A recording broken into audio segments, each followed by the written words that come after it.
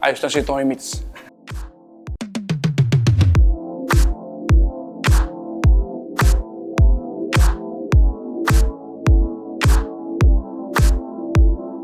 Well, excited. Sabi ko nga, kapag naghintay ka pala talagang darating yung inaantay mo. Masayang masaya ako. Nung i-alok sa akin to, sabi ko nga, nararamdaman ko darating to . So, nung sabihin sa akin, G agad.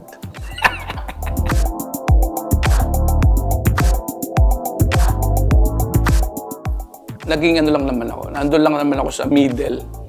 As much as possible, tama yung sasabihin para yung contestant hindi umasa dun sa mga matatamis sa salita. Kasi paano natin matuturuan yan?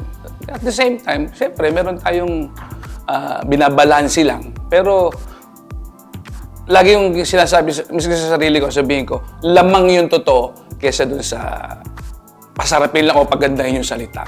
Pero lamang yung totoong ituturo o advice para dun sa mga contestants natin.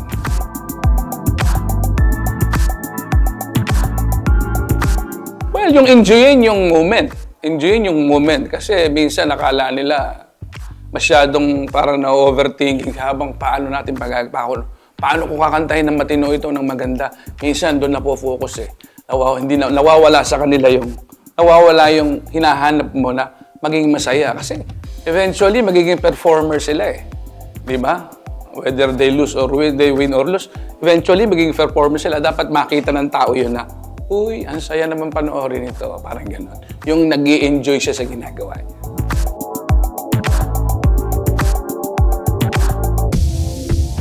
Well, kasi nga, nandito ako.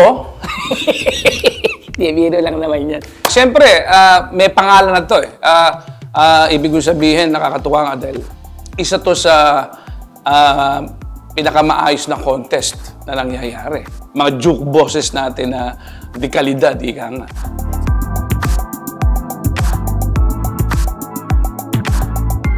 I'm sure magiging maganda yung sabi natin chemistry o yung treatment to each other. Kasi mga pros naman yan . Mga talagang kumbaga, nandun na sa taas yan na alam nating makakasundo natin at ano ba tawag dyan? Yun nga, magbe-blend yung aming mga working attitudes. Actually, first time excited ko silang makasama. Oo, idol ko yung mga yan . Si Yanko, si Uncle Ray. Excited na nga, sabi ko. Bata pa ako, kasama. Ina-idol, hindi. Excited ako dahil sabi ko nga, after the long wait, tapos kami rin yung makakasama ko sila ulit. At magkakaroon ng pagkakataong makakasama ko sila. Si Sandy, ilang beses ko lang nakasama, kilala ko na yan. Ano yan, alam niya na yan gagawin niya dahil naliligiran siya ng mga tamang tao para siya na lang ang bahalang i-adapt kung ano yung magagandang nakikita niya. Ano na yan, bihasa na yan.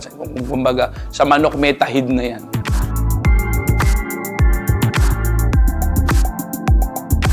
Ito ba si Jeannie, babae o lalaki?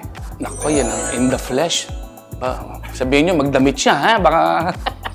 Na-excited ako kung sino man yung Jeannie na yan. Whether it's a boy or girl, I'm sure makakasundo ko yan.